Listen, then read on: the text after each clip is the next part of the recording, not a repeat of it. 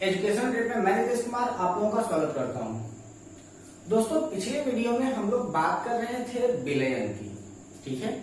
तो अब विलयन में हमने आपको कुछ महत्वपूर्ण बातें बताई थी, जिसमें हमने आपको बताया था कि विलयन यानी कि सॉल्यूशन इज इक्वल टू विलेय प्लस विलायक, ठीक है। तो विलयन क्या होता है? विलयन जो होता है वो कॉम्बिनेशन होता है किसका? विलेय और विलायक का, यानी कि solution is equal to solute plus solvent, ठीक है। अब इसके अकॉर्डिंग मैंने आपको यह बता दिया था कि जो आपका विलयन होता है उस विलयन के ऊपर ताप का प्रभाव पड़ता है, ठीक है। तो जब विलयन के ऊपर ताप का प्रभाव पड़ता है तो उस ताप के प्रभाव के कारण हमारा विलयन क्या होता है? संतृप्त होता है या असंतृप्त होता है। क्योंकि जब कभी भी किसी भी पदार्थ पर हम लोग तापमान बढ़ाते हैं तो तापमान बढ़ाने पर क्या होता है कि जैसे जैसे हम लोग तापमान बढ़ाएंगे अणुओं के बीच की दूरी बढ़ जाएगी और अणुओं के बीच की दूरी बढ़ने की वजह से उनके अंदर घोलने की क्षमता बढ़ जाएगी, यानी कि विलेयता उनकी बढ़ जाएगी। बड़ा सुंदर शब्द इस्तेमाल किया है मैंने, और वह है आपका विलेयता। यहाँ दो आपकी महत्वपूर्ण फैक्ट बन जाते हैं, एक हो जाता है आपका संतृप्त और दूसरा हो जाता है असंतृप्त। विलयन के लिए और संतृप्त और असंतृप्त के लिए हमने तापमान का प्रभाव आपसे मैंने बात किया भी था कि तापमान का उनके ऊपर क्या प्रभाव पड़ता है, ठीक है। अब यहाँ पर हम लोग बात करते हैं कि जो आपका विलयन होता है उससे रिलेटेड कुछ और महत्वपूर्ण फैक्ट का, यानी कि यह पूरा के पूरा वीडियो आपका डिपेंड होने वाला है विलयन के ऊपर, जिसमें आपको कुछ महत्वपूर्ण फैक्ट, कुछ महत्वपूर्ण फॉर्मूले और कुछ महत्वपूर्ण एग्जाम्पल्स आपको बताए जाएंगे। तो सबसे पहले हम लोग देखते क्या है कि जो आपका विलयन है उसके लिए मैंने आपको बताया क्या था कि विलयन जो है वह एक प्रकार का समांगी मिश्रण है, ठीक है। यानी कि विलयन क्या है? Solution is a type of homogeneous mixture, और उस होमोजीनियस मिक्सचर में जिसकी क्वांटिटी कम होती है वह आपका विलेय होता है और जिसकी क्वांटिटी ज्यादा होती है वह आपका विलायक हो जाता है। कल हमने संतृप्त और असंतृप्त के लिए हमने यह बात किया था कि इनमें से तापमान का प्रभाव किस प्रकार से पड़ता है, और हमने आपसे लिया था कि 1 लीटर पानी है और यह लगभग 100 ग्राम चीनी है। अगर चीनी पानी में पूरी तरीके से घुल गई तो मिश्रण आपका असंतृप्त होगा, यानी कि विलयन आपका असंतृप्त होगा। यानी कि जब कभी भी किसी भी विलायक में अगर किसी भी विलेय के कणों के घोलने की क्षमता होगी तो आपका जो विलयन होगा वह असंतृप्त होगा, और अगर घोलने की क्षमता नहीं होगी तो वह आपका संतृप्त हो जाएगा। यहाँ हमने एक महत्वपूर्ण बात किया था कि जैसे हमने ये आपसे कहा था कि विलेय और विलायक की पहचान के लिए हमने ये कह दिया था कि जो आपका विलेय है उसकी मात्रा कम है और जो आपका विलायक है उसकी मात्रा अधिक है, ठीक है। तो विलेय क्या है? मात्रा कम, विलायक जो है वो आपकी मात्रा अधिक है। लेकिन कभी कभी कुछ कंडीशन ऐसी भी आ जाती है जब आपका विलेय और विलायक दोनों की मात्रा समान हो जाए, तब आप उसमें से कैसे पहचानेंगे कि कौन सा आपका विलेय है और कौन सा आपका विलायक है। इसको पहचानने का सबसे अच्छा तरीका है कि जैसे अगर हमने मान लिया कि 100 ग्राम चीनी को 100 ग्राम पानी में, ठीक है। यहाँ पर जो आपका पानी है वह लिक्विड है, धारिता है। धारिता का मतलब कि यहाँ पर इसको तो मुझे ml में इंडिकेट करना चाहिए था, है ना, लेकिन यहाँ पर हम इसको ग्राम में इंडिकेट कर दे रहे हैं क्योंकि यहाँ पर जो आपका जल का घनत्व होता है वह द्रव्यमान के बराबर हो जाता है, इसलिए 100 ग्राम लीजिए चाहे 100 ml लिखिए, बात बराबर है, ठीक है। तो बात क्या कह रही है कि जो 100 ग्राम चीनी है उस 100 ग्राम चीनी को 100 ग्राम पानी में जब घोला गया तो यहाँ पर विलेय और विलायक दोनों की मात्रा समान हो गई, है ना। अब जब इन दोनों की मात्रा समान हो गई तो अब यहाँ पर कंडीशन ये बन जाता है कि इन दोनों में जो आपका विलेय कौन सा है और आपका विलायक कौन सा है। तो इसके लिए इंपॉर्टेंट फैक्ट जो होगा, जो आपका इसको पहचानने का तरीका है वह ये होगा कि यदि किसी विलयन में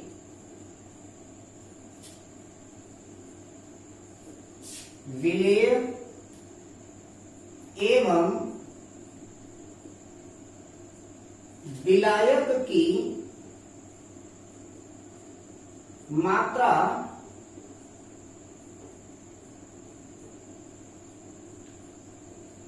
समान हो तो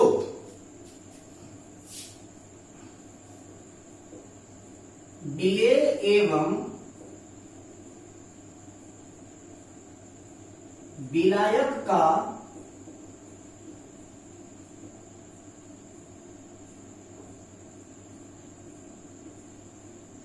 का निर्धारण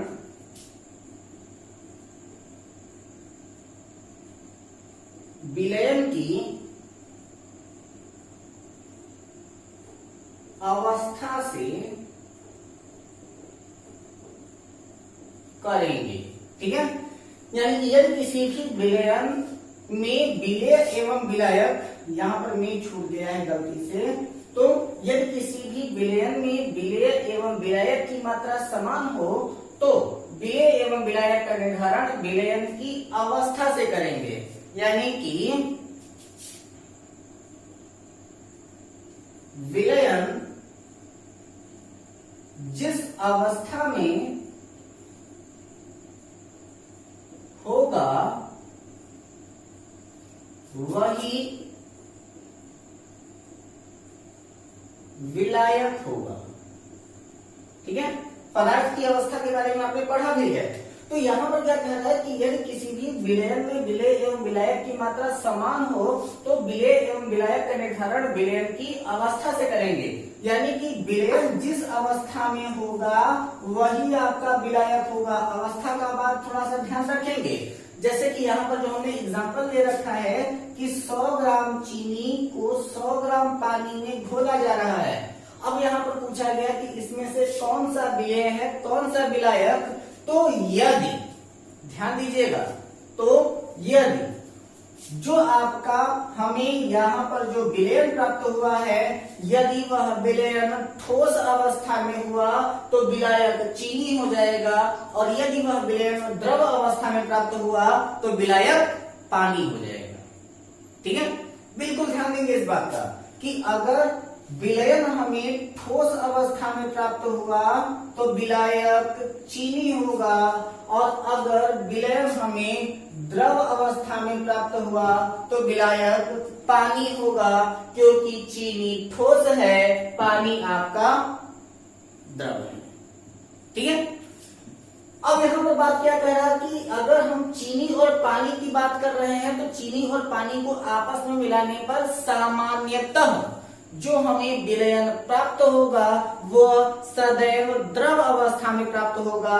इसलिए हम लोग कह सकते हैं कि द्रव एक सार्वभौमिक विलायक है, यानी कि यूनिवर्सल सॉल्वेंट जो है वह आपका पानी है। ठीक है, तो द्रव एक द्रव नहीं बल्कि जल। ठीक है, क्योंकि द्रव में तो कई सारे आते हैं और वो कई सारे ऐसे हैं जो हो सकता है कि वह विलायक ना बन पाए, लेकिन जल जो है वो लगभग सभी के लिए सार्वभौमिक विलायक का कार्य करता है। तो जल एक सार्वभौमिक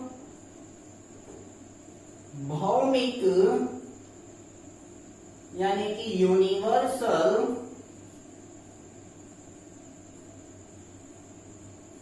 विलायक यानी कि सॉल्वेंट है। ठीक है, तो यदि किसी भी विलयन में विलेय एवं विलायक की मात्रा समान हो तो विलेय एवं विलायक का निर्धारण विलयन की अवस्था से करेंगे, और विलयन जिस अवस्था में होगा वही विलायक होगा। कंडीशन जब कोई भी अप्रोच न कर रही हो तो ऐसी कंडीशन में जो आपका जल होता है वह एक प्रकार का यूनिवर्सल सॉल्वेंट की तरह कार्य करने लगता है, यानी कि यह एक प्रकार का सार्वभौमिक विलायक हो जाता है। ठीक है, यहां तक की बात आप लोगों को क्लियर हो गई होगी, जहां तक मुझे लगता है। आप लोगों से बार बार मैं कहता चला आ रहा हूं कि जब क्लास हमारी हो तो आप लोग हमेशा अपना रफ पेन जरूर लेकर के बैठा करें, ताकि ये सारे के सारे फैक्ट आप नोट कर सकें, क्योंकि हो सकता है कि ये चीजें आपके एग्जाम में ना आए, लेकिन इससे रिलेटेड फैक्ट जो होते हैं वह आपके एग्जामिनेशन में बार बार पूछे जाते हैं, और यह आपके लिए एक इंपॉर्टेंट टॉपिक बन जाता है, एक महत्वपूर्ण टॉपिक बन जाता है। ठीक है, तो चलिए आगे की ओर हम लोग चलते हैं। अब यहां पर बात यह आ जाती है कि अगर ऐसी कुछ बातें हैं तो आखिर आपका जो विलयन है वह विलयन कितने प्रकार का हो सकता है। तो जब हम अवस्था की बात करना शुरू कर दिए हैं तो इसका मतलब है कि अवस्था के आधार पर हमारा विलयन का भी कुछ न कुछ क्वालिटी होगा। तो ऐसी कंडीशन में जो हमारा विलयन होता है वह कुल 9 प्रकार का होता है। वह कौन होता है? तो विलयन 9 प्रकार का होता है, यानी कि सॉल्यूशन आर ऑफ 9 टाइप्स। और वह 9 प्रकार कौन कौन से हैं? तो सबसे पहले क्या होता है कि ठोस का ठोस में, वो भी तो एक प्रकार का विलयन ही होगा। तो ठोस का ठोस में। दूसरा, ठोस का द्रव में। तीसरा, ठोस का गैस में। चौथा, द्रव का ठोस में। पांचवा, द्रव का द्रव में। छठवां, द्रव का गैस में। सातवां, गैस का ठोस में। आठवां, गैस का द्रव में। और नौवां, गैस का गैस में। ठीक है, बिल्कुल इंपॉर्टेंट फैक्ट है ये सारे। तो यहां पर क्या हो जाता है? विलयन आपका 9 प्रकार का होता है। पहला, ठोस प्लस ठोस का, ठोस प्लस द्रव का, ठोस प्लस गैस का। फिर द्रव प्लस ठोस, द्रव प्लस द्रव, द्रव प्लस गैस। फिर गैस प्लस ठोस, गैस प्लस द्रव और गैस प्लस गैस। ये टोटल आपके कितने हो जाते हैं? आपके 9 प्रकार के आपके विलयन कहे जाते हैं, यानी कि यह आपके 9 प्रकार के विलयन हो जाते हैं। ठीक है, अब यहां पर बात आ जाती है कि आखिर जब ये आपके इतने विलयन हैं तो इनमें इनकी विलेयता क्या होती है। ठीक है, तो अब हम लोग बात करते हैं विलयन की विलेयता के बारे में। चलिए देखिए इसके बारे में। तो अब बात हम लोग कर रहे हैं किसकी? विलेयता की, यानी कि सॉल्युबिलिटी की। ठीक है, तो हम लोग इसकी परिभाषा देते हैं कि किसी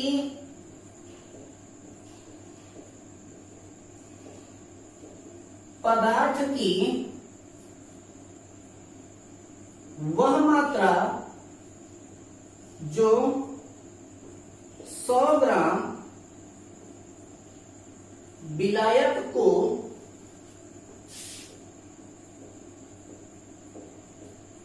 संतृप्त करने के लिए आवश्यक होती है,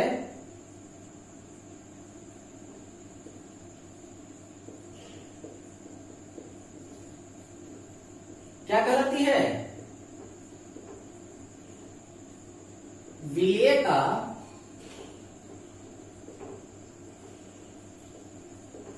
कहलाती है, यानी कि वही उसकी क्या कहलाती है? सॉल्युबिलिटी कहलाती है। यानी कि किसी पदार्थ की वह मात्रा जो 100 ग्राम विलायक को संतृप्त करने के लिए आवश्यक हो जाती है वह क्या जाती है, आपके पदार्थ की विलेयता कही जाती है। लेकिन एक फैक्ट यहाँ पर थोड़ा सा और इम्पोर्टेंट जरूरत हो जाता है कि किसी पदार्थ की वह मात्रा तो ठीक है, बिल्कुल ठीक, लेकिन 100 ग्राम विलायक को संतृप्त करने के लिए हो सकता है कि वह किसी भी तापमान पर हो। तो तापमान अगर हम बढ़ाते जाएंगे तो वहां पर तो विलेयता बढ़ती जाएगी। तो यहाँ पर एक फैक्ट हम लोग यहाँ पर और दे सकते हैं कि किसी पदार्थ की वह मात्रा जो निश्चित ताप पर, निश्चित ताप पर 100 ग्राम विलायक को संतृप्त करने के लिए आवश्यक होती है, वह आपकी क्या कहलाती है, विलेयता कहलाती है। यानी कि ओरिजिनल डिफिनेशन आपके निश्चित ताप लगाने पर बढ़ जाती है। यानी कि हमारे किसी भी सॉल्यूशन के ऊपर टेम्परेचर का एक महत्वपूर्ण रोल होता है। यानी कि टेम्परेचर एक बहुत ही ज्यादा महत्वपूर्ण फैक्टर, बहुत ही अच्छा महत्वपूर्ण फैक्टर बन करके सामने आ जाता है। तो जब यहाँ पर विलेयता की बात कर लेते हैं तो इसी के आधार पर हमने संतृप्त और असंतृप्त की बात हमने कल कर लिया था। अब हम बात करते हैं संतृप्त और असंतृप्त से थोड़ा सा ज्यादा आगे, उसे हम लोग कहते हैं अति संतृप्त, यानी कि सुपर सैचुरेटेड सॉल्यूशन। अति संतृप्त विलयन, ठीक है, यानी कि सुपर सैचुरेटेड सॉल्यूशन, ठीक है। तो अब सुपर सैचुरेटेड क्या होता है, तो हम लोग इसके लिए लिखते हैं कि किसी भी विलयन, ऐसे लिखे, किसी विलयन को, यहां पर भी निश्चित ताप लगा दें, ठीक है।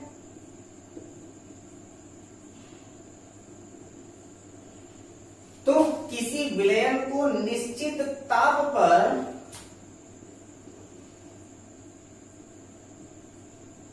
संतृप्त करने के लिए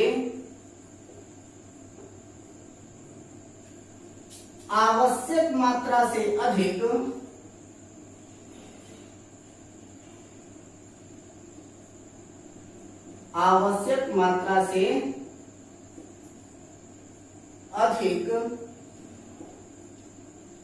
विलेय की मात्रा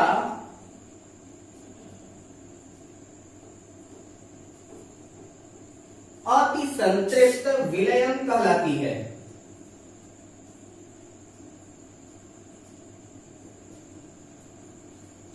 ठीक है, यानी कि किसी भी कांस्टेंट टेम्परेचर पर जितने अमाउंट में हमारा जो विलयन है वो संतृप्त हो जाए, उससे भी ज्यादा मात्रा में अगर हम विलय डालते हैं तो वह उसका क्या कहलाता है, अति संतृप्त कहलाता है। ठीक है, यानी कि निश्चित ताप पर किसी विलय को संतृप्त करने के लिए आवश्यक मात्रा से अधिक विलय की मात्रा जिस विलय में उपस्थित हो वही आपका क्या कहलाता है, अति संतृप्त विलयन के नाम से जाना जाता है, यानी कि अति संतृप्त विलयन कहा जाता है। ठीक है, अब यहां पर हो जाता है क्या कि जो आपका विलयन है उस विलयन की विलेयता को प्रभावित कौन कौन कर सकता है, तो विलयन की विलेयता को प्रभावित करने वाले कारक। ठीक,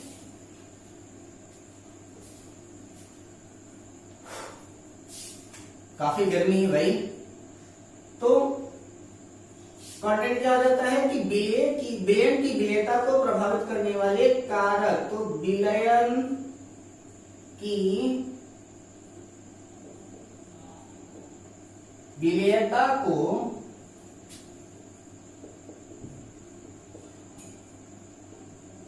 प्रभावित करने वाले कारक। ठीक है, तो विलयन की विलेयता को प्रभावित कौन कौन करता है, तो सबसे पहले प्रभावित करता है कणों का आकार। ठीक है, यानी कि जैसा आपके कणों का आकार रहेगा उसी तरीके से वह उसमें घुलेगा कि नहीं वह डिपेंड करता है। यानी कि अगर आपके पास पानी और चीनी है तो कभी भी पानी में छोटे दाना की चीनी जल्दी घुलेगी कंपेयर टू बड़े दाने की चीनी की। यानी कि बड़े दाने की चीनी को घोलने में ज्यादा टाइम लगेगा, छोटे दाने की चीनी को घोलने में कम समय लगेगा। दूसरी बात आ जाती है विलेय एवं विलायक की प्रकृति। विलेय एवं विलायक की प्रकृति, यानी कि विलेय और विलायक की जो प्रकृति होती है वह भी डिपेंड करती है कि यह दोनों एक दूसरे में पूरी तरीके से आसानी से घुलने वाले हैं या फिर नहीं हैं। और तीसरा हो जाता है आपका सम आयन प्रभाव। सम आयन प्रभाव, यानी कि जब कभी भी विलेय और विलायक को आपस में घोला जा रहा हो तो वह अगर समान प्रकार का आयन देने की प्रकृति रखेंगे तो वह एक दूसरे में सही प्रकार से जल्दी नहीं घुलेंगे, और अगर वह विपरीत प्रकार की प्रकृति रखते होंगे यानी कि वहां पर पॉजिटिव और नेगेटिव का इफेक्ट होगा तो वहां पर उनके घुलने की क्षमता जो होगी वो आसानी से बढ़ जाएगी, यानी कि वह पूरी तरीके से आसानी से अपने आप को घोलते हुए वो चले जाएंगे। ठीक है, तो अब हम लोग देखते हैं कुछ इंपॉर्टेंट फार्मूला जो कि आपके विलयन से ही डिपेंड करते हैं। कुछ आज आपको बता देता हूं और कुछ आपको कल बता करके उसके ऊपर कुछ इंपॉर्टेंट क्वेश्चंस जो है मैं आपको करा देता हूं। तो यहाँ पर क्या है कि अगर हमको विलयन का भार प्रतिशत निकालना हो, हम आपसे ये चाहते हैं कि जब कल के डेट में हम आपके सामने उपस्थित हों आगे के फार्मूले को लेकर के, तब तक आपके ये जो आपके फार्मूले आज आपको बताए जा रहे हैं वह आपको पूरी तरीके से याद होने चाहिए ताकि आपको सवाल करने में आसानी हो। ठीक है, तो देखिए, तो अगर हमें विलयन का भार प्रतिशत निकालना हो तो उसको हम लोग कहते हैं भार प्रतिशत को W/W। इसके लिए हम लोग कहते क्या है कि विलेय का भार ग्राम में और विलयन का भार ग्राम में गुणित 100। विलयन का आयतन प्रतिशत जब निकालना हो तो आयतन प्रतिशत को हम लोग कहते हैं V/V, यानी कि विलेय का आयतन लीटर में और विलयन का आयतन लीटर में मल्टीप्लाइड बाय 100। विलयन का भार आयतन प्रतिशत अगर निकालना हो तो भार का मतलब W, आयतन का मतलब V, यानी कि W/V निकालना हो तो हम लोग क्या कहते हैं कि विलय का भार ग्राम में और विलयन का भार, विलयन का आयतन ml में मल्टीप्लाइड बाय 100। यहाँ पर जब ppm की सांद्रता निकालनी होती है तो वह भार के लिए भी निकलता है, आयतन के लिए भी निकलता है और अणुओं के मोलों की संख्या के लिए भी निकलता है। और यहाँ पर ppm का मतलब होता है पार्ट्स पर मिलियन। ठीक है, तो पार्ट्स पर मिलियन का फॉर्मूला क्या हो जाता है कि विलय का भार या फिर आयतन या फिर अणुओं की संख्या बटा विलयन का भार या फिर आयतन या फिर अणुओं के मोलों की संख्या मल्टीप्लाइड बाय 10⁶, यानी कि यह 10 लाख अणुअंश के बराबर होता है। तो 10 लाख का मतलब हो जाता है आपका 10⁶। जब कभी भी अगर हमें नॉर्मलता निकालनी हो तो नॉर्मलता निकालने के लिए क्या होता है कि विलय का भार बटा विलय का तुल्यांकी भार बटा विलयन का आयतन। ठीक है, तो यहाँ पर भार बटा तुल्यांकी भार बटा विलयन का आयतन हो जाता है। अब यहाँ पर इस फॉर्मूले को सॉल्व करने के लिए तुल्यांकी भार की आवश्यकता होगी, तो उसको हम लोग कैसे निकालेंगे, तो हम लोग निकालेंगे तत्व का अणुभार बटा संयोजकता के आधार पर हम इसको निकाल लेंगे। तो जो आपका तत्व का अणुभार आएगा उसी से आपकी संयोजकता को हम लोग काउंट करेंगे। इसके बाद मोलों की संख्या, तो मोलों की संख्या बराबर क्या आ जाता है भार बटा अणुभार, यानी कि N = W/M। और आवोगाद्रो संख्या का मान कितना हो जाता है 6.023 × 10⁻23। ठीक है, ये इंपॉर्टेंट आपके फॉर्मूले हैं और हम लोग कल जो है वो शुरुआत करेंगे यहां से, यानी कि N W/M और इसी N W/M में मोलों की संख्या निकालने सबसे पहले देखेंगे। और मोलों की संख्या निकालने के बाद हम लोग इलेक्ट्रॉन, प्रोटॉन, न्यूट्रॉन की संख्या कैसे निकालते हैं, इसके बाद आपकी मोलरता, मोललता और मोल प्रभाज के बारे में हम लोग देखेंगे।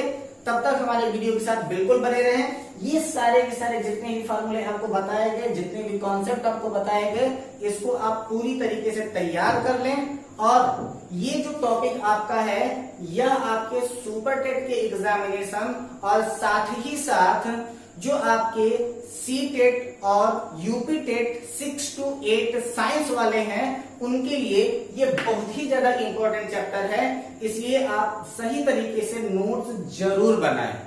तब तक बने रहें हमारे वीडियो के साथ, अपना और अपनों का ख्याल रखें, घर पे रहें, हंसते रहें, मुस्कुराते रहें। यदि आपको हमारी यह वीडियो पसंद आई हो तो हमारे इस वीडियो को लाइक जरूर करें तथा अपनी राय हमारे कमेंट बॉक्स में दें। और अगर ध्यान रहे, अगर अब तक भी अगर आपने हमारा चैनल सब्सक्राइब नहीं किया है तो सबसे पहले चैनल को सब्सक्राइब करें और बेल आइकन जरूर दबा लें। बेल आइकन में ऑल सेलेक्ट करें ताकि हमारा हर एक नोटिफिकेशन आपको मिलता रहे। साथ ही साथ इस वीडियो को अपने सभी करीबियों, सभी साथियों को ज्यादा से ज्यादा शेयर करें ताकि हमारी हर वीडियो काफी ज्यादा लोगों पर के पास पहुंच सके और ज्यादा से ज्यादा लोग इसका लाभ ले सकें। तब तक के लिए धन्यवाद।